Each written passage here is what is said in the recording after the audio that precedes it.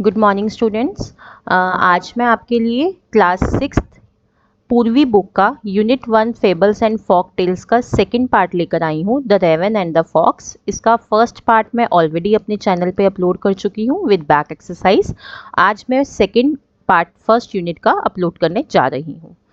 तो अब हम स्टार्ट करते हैं। ये एक पोम है। सबसे पहले ये क्वेश्चंस दिए हुए हैं कुछ। Let us do these activities before we read. We know that frogs croak. Did you know that ravens also croak? Yes. Ravens कौन है यहाँ पे? काला कौवा, कौवे की बात हो रही है। तो वो कह रहे हैं कि आप जानते हैं जैसे फ्रॉग्स क्रॉक करते हैं, क्या रेवन्स भी क्रॉक करते हैं? Yes. Which animal is shown to be cunning in stories? Circle the correct answer. अब हमने स्टोरीज पढ़ी हुई हैं और हमें पता है वैसे भी कनिंग मतलब होता है क्लेवर। कौन क्लेवर है? टाइगर, फॉक्स या बेयर? तो fox is the correct answer. अब हम ये पोम स्टार्ट करने जा रहे हैं। इसकी मैंने हिंदी जो है साइड बाय साइड लिखी हुई है और मैं आपको एक्सप्लेन भी कर रही हूँ ताकि आपको अच्छे से समझ आ जाए। पहले हम इसका फर्स्ट पैराग्राफ जो है वो रीड करते हैं। Mister Raven was perched upon a limb and Reynard the fox looked up at him, for the raven held in his great big beak a morsel the fox would go for a forest to seek. अब ये first stanza में क्या कह रहा है? Mister Raven was perched upon a limb. Perched का मतलब होता है बैठना। पर्च का मतलब होता है बैठना। लिम्ब होता है ब्रांच, शाखा जिसको बोलते हैं ट्री की, उसको लिम्ब बोलते हैं। तो वो कह रहे हैं मिस्टर रेवन जो है वो एक शाखा पर बैठा हुआ है। And Reynard the fox looked up at him, और जो फॉक्स रेनार्ड फॉक्स है वो उनकी ओर देखा। रेनार्ड फॉक्स ने उनकी ओर देखा। रेनार्ड फॉक्स जो है वो रेवन को देख रही है। For the raven held in his great big beak, raven ने अपनी चोंच में, बीक होती है चोंच, क्या एक बड़ा पकड़ा हुआ है। क्या पकड़ा हुआ है? A morsel the fox would go far to seek. Morsel होता है फूड के पीस को बोलते हैं मॉर्सल बेसिकली। तो एक टुकड़ा पकड़ा था जिसे फॉक्स दूर तक खोज रहा था, दूर तक खोजता। तो उसने वो एक टुकड़ा पकड़ा हुआ था रेवन ने अपनी चोंच में जिसे फॉक्स दूर तक खोजता। The fox would go far to seek. ये फर्स्ट था। अब आगे देखिए। Said the fox in admiring tones, my word sir raven you are a handsome bird, such feathers if you would only sing, the birds of these woods would call you king. अब इसकी हिंदी एक बार समझिए। Said the fox in admiring tones. Admiring tones होती है, admiring मतलब किसी की तारीफ करना, किसी की प्रशंसा करना। माई वर्ड, अब फॉक्स ने प्रशंसा के स्वर में कहा माई वर्ड, मेरी बात। Sir raven you are a handsome bird, वो क्या कहती है फॉक्स? सर रेवन आप बहुत हैंडसम है, आप बहुत सुंदर है, सुंदर पक्षी है, हैंडसम बर्ड है। Such feathers if you would only sing, feathers मतलब पंख, ऐसे पंख मतलब वो उसके पंखों को भी एडमायर कर रही है, पंखों की भी तारीफ कर रही है। If you would only sing, यदि अगर आप गाएंगे, यदि आप सिर्फ गाएंगे। The birds of these woods would call you king. Woods का मतलब है यहाँ पे जंगल। तो ये जो जंगल की बर्ड्स हैं, जो जंगल के पक्षी हैं, वो आपको राजा कहने लगेंगे। तो वो क्या कह रही है कि फॉक्स जो है वो एडमायर करते हुए, तारीफ करते हुए कह रही है कि मेरी बात सुनो सर रेवन, आप बहुत ही हैंडसम बर्ड हो, आप एक बहुत सुंदर पक्षी हो, और आपके ये जो फेदर्स हैं वो इतने अच्छे हैं। अगर आप सिर्फ गाना गाओगे, अगर आप सिर्फ गाना गाने लगोगे तो जो इस जंगल की बर्ड्स हैं वो आपको राजा कहेंगे। नेक्स्ट देखिए। The raven who did not see the joke forgot that his voice was just a croak. He opened his beak in his foolish pride, and down fell the morsel the fox had eyed. अब वो इसमें क्या कह रहा है stanza में? The raven who did not see the joke. Raven मतलब वो जो रेवन था, जो कौवा था जिसने मजाक कभी नहीं देखा था। जोक मतलब मजाक, जिसने मजाक कभी देखा नहीं था। forgot that his voice was just a croak, वो भूल गया कि उसकी आवाज़ जो है वो बस एक कर्कश आवाज़ है। He opened his beak in his foolish pride, उसने प्राइड में मतलब गर्व में, प्राउड में, उसने अपने मूर्ख, अपने फुलिश प्राइड में चोंच खोली, अपनी बीक खोली। And down fell the morsel the fox had eyed, और वो टुकड़ा जो था मॉर्सल का, जो पीस था फूड का, वो नीचे गिर गया जिसे लोमड़ी देख रही थी, जिसे लोमड़ी ने देखा था। Ha ha, laughed the fox, and now you know. Ignore sweet words that make you glow. Pride, my friend, is rather unwise. I am sure this teaching is quite a surprise. अब वो क्या कहती है, लोमड़ी कहती है ha ha laugh the fox and now you know. अब लोमड़ी हंसती है, हा हा अब तुम जानते हो. Ignore sweet words that make you glow. उन मीठे शब्दों को इग्नोर करो, अनदेखा करो, जो तुम्हें ग्लो करते हैं, जो तुम्हें चमकाते हैं. Pride my friend is rather unwise.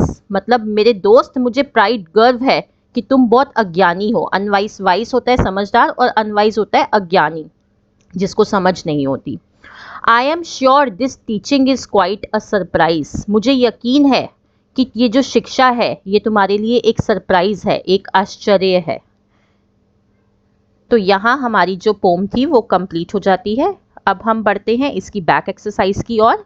Back exercise के भी आंसर्स आप देख सकते हैं, मैंने पूरे लिखे हुए हैं. मैं अब आपको एक एक आंसर एक्सप्लेन करने जा रही हूँ, आप साथ साथ समझते जाइए.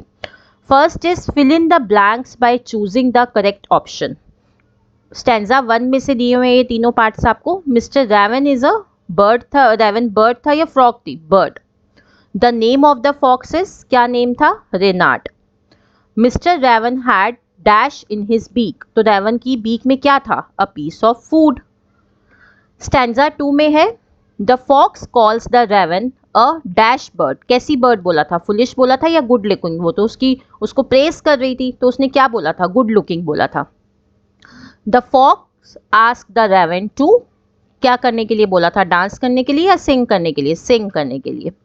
The raven and the fox live in the, कहाँ रहते थे वो? ट्रीज पे या वुड्स में? वुड्स में मतलब जंगल में, तो वो जंगल में रहते थे.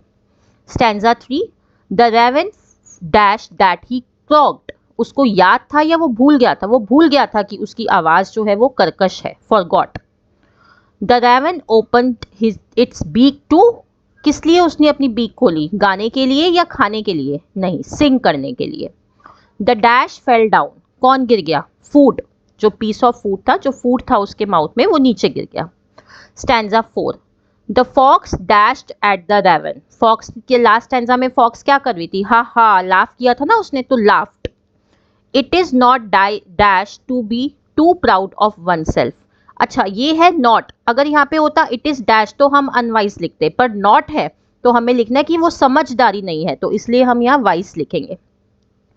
द रेवन लर्नड अ, क्या लर्न किया उसने लास्ट में? Lesson.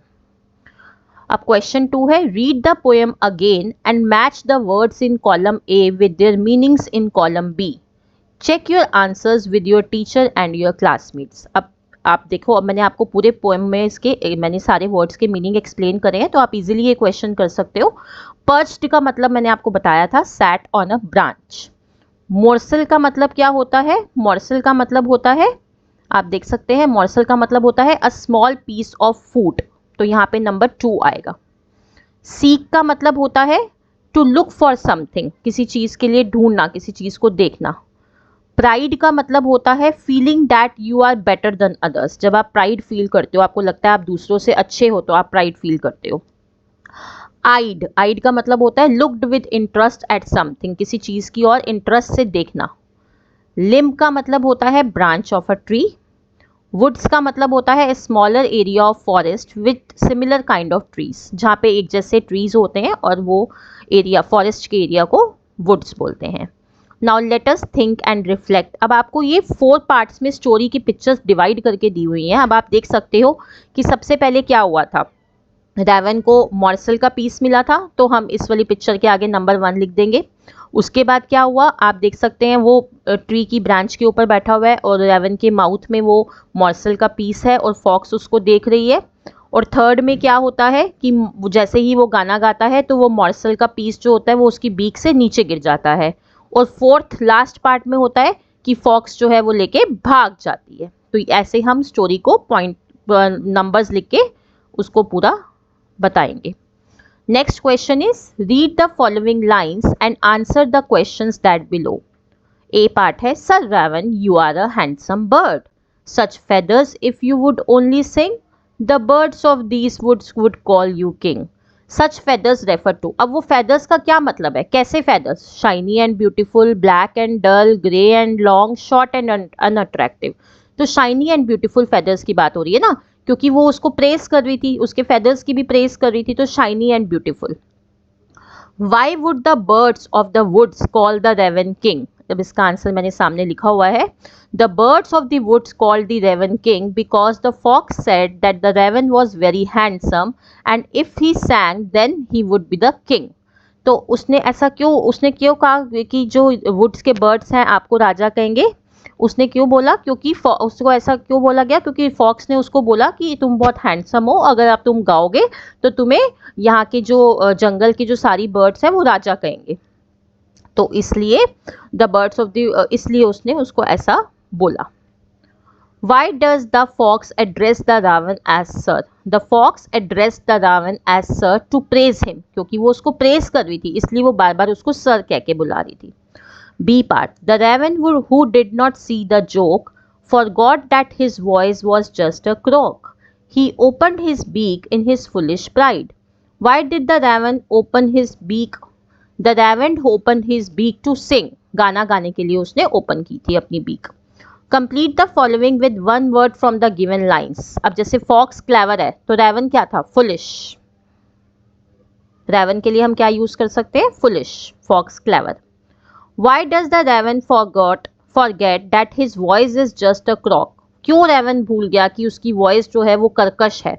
The raven forgot that his voice is just a croak because he was feeling proud and praised. क्योंकि जब वो फॉक्स उसको इतना प्रेस कर रही थी तो वो बहुत प्राउड फील कर रहा था, उसको वो प्रेस्ड फील कर रहा था, उसको बहुत अच्छा लग रहा था। How does Reynard make the raven sing. Reynard makes the raven sing by praising him. उसने उसको गाना कैसे गाया, गाना गाने के लिए कैसे उसको कंपेल किया उसने, बाय प्रेजिंग हिम, उसको प्रेज करके। Why does Renard say that pride is not wise? Renard says that pride is not wise because it made the raven lose his food. क्योंकि उसने ऐसा क्यों कहा कि प्राइड जो है वो समझदारी नहीं है, क्योंकि उसकी वजह से, उसके प्राइड की वजह से ही रावण ने जो अपना मॉर्सल का पीस जो था वो लूज किया था, फूड का पीस लूज किया था। Give one reason why the teaching is quite a surprise.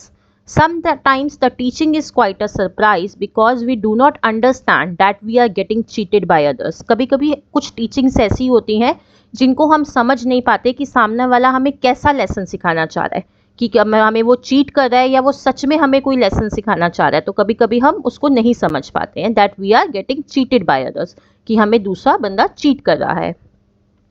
Imagine someone praises you too much. How would you react?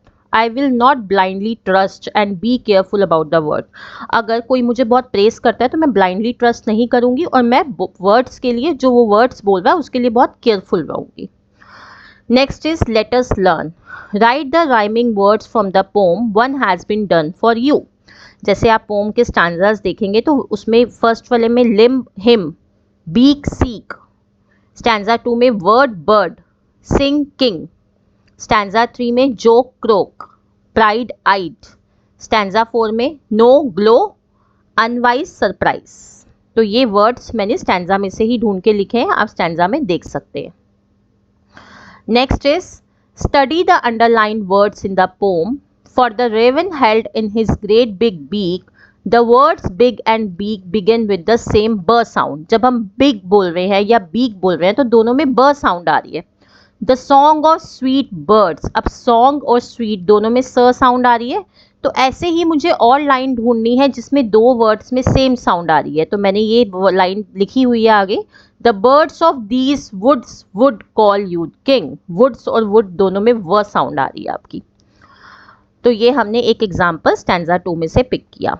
Next is choose the correct opposite from the box given below and complete the table. There are 2 extra words that you will not need. Perched का opposite क्या होगा, flew. Forgot, remembered. Forgot मतलब भूल जाना, remember याद रखना, perched मतलब बैठना, flew मतलब उड़ जाना, foolish, wise. Wise होता है समझदार और foolish मतलब जो समझदार नहीं होता, बेवकूफ। Pride, humility. Laughed, cried. Ignore, notice. Ignore करना या नोटिस करना। ग्लो डिम, ग्लो मतलब चमकना, डिम मतलब डल। तो अब ये आगे नेक्स्ट क्वेश्चन है, use any 4 words from the table given above to make sentences of your own. अब मैंने फर्स्ट 4 के ही बना दिए हैं सेंटेंसेस, आप कोई भी बना सकते हैं। जैसे पर्स्ट का मैंने बनाया है, a crow pursed on the tree and flew down, तो आपने वर्ड और अपोजिट दोनों यूज करने हैं। अब फॉरगॉट और रिमेंबर्ड का मैंने बनाया, I remembered how isolated these roads were but I forgot how dangerous they were. Foolish और वाइस का बनाया है, she was wise in some ways but foolish in others. Pride और ह्यूमिलिटी या लाफ्ड और क्राइड का बनाया है मैंने, she laughed at her jokes and cried at her misfortunes. Next है, let us listen. You will listen to what the crow did after he lost his food. As you listen, mark the given statement as true or false. The crow was unhappy that he lost his food. Yes, crow unhappy था क्योंकि उसने अपना खाना खो दिया था।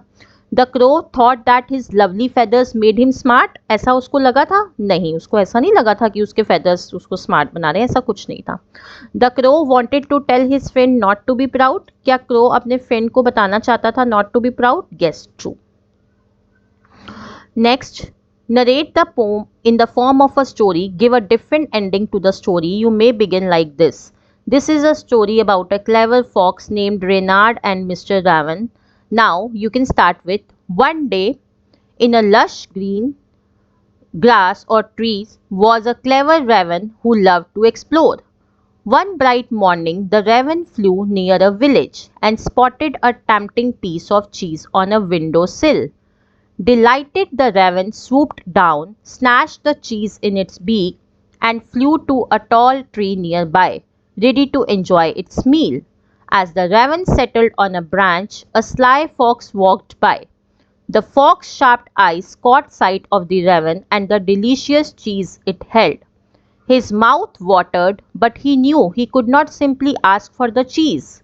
So the fox came up with a cunning plan. The fox sat down under the tree and looked up at the raven with admiration. "Oh, magnificent raven!" he exclaimed. "How shiny and beautiful your feathers are! The sparkle light the night sky, and I have heard tales of your enchanting voice. I would love to hear a song from the most talented bird of the forest." The raven, flattered by the fox's words, puffed up its chest. It was proud of its feather and its voice. Surely this was a chance to show off its talent. The raven was smart. He ate the cheese first, then sang a song. Fox was embarrassed and angry. Realizing his trick would not work, the raven flew down and called out, "You cunning fox! I know you were after my cheese." तो इस story में हमने क्या किया है, जैसे उस story में होता है कि उसका जो मॉर्सल का पीस जो था, फूड का पीस था, वो गिर जाता है, तो इसमें हमने चेंज कर दिया। इसमें हमने ये करा कि पहले जो रेवन ने था अपना फटाफट से खा लिया, उसके बाद उसने सिंग करा, तो वो उसकी ट्रिक में नहीं फंसा, मतलब उसको फॉक्स नहीं फंसा पाई अपनी ट्रिक में। तो ये थी हमारी स्टोरी। अब नेक्स्ट क्वेश्चन है हमारा, narrate the poem in the form of a story, give a different ending. This we have already done. Now next is let us write. Now write the story you narrated in the form of a conversation. Remember to write only the actions for the raven as he has food in his mouth and does not speak. You may begin like this. अब मैंने थोड़ी सी आपको conversation दिखाई है इसमें लिख के, आप अपनी कंटिन्यू कर सकते हैं और कुछ और भी लिख सकते हैं, तो आपको मैंने थोड़ा हिंट दिया है। Reynard, good morning Mr. Raven. You seem to be awake so early. Mr. Raven just nod his head. Reynard, oh Mr. Raven, you look. अब आप आगे मैंने कंटिन्यू किया है, You look so handsome today. Mr. Raven feels proud. Reynard, your feathers are so shiny and beautiful. Reynard, if you Mr. Raven fluttered his feather proudly, would these words will call. Mr. Raven opened his beak to sing a song, only sing the birds you king. तो आप ऐसे ही conversation दिखा सकते हैं अपनी, तो मैं इसको कंटिन्यू भी कर सकते हैं आगे, और आपको बस ये दोनों की कॉन्वर्सेशन को दिखाना है। तो यहाँ हमारा चैप्टर खत्म हो जाता है। नेक्स्ट आपका ओरिगेमी का है, तो ये आप अपने आप कर सकते हैं। सो एंड में मैं यही कहूँगी, kindly like, share, subscribe and comment my channel the education truth. Thank you.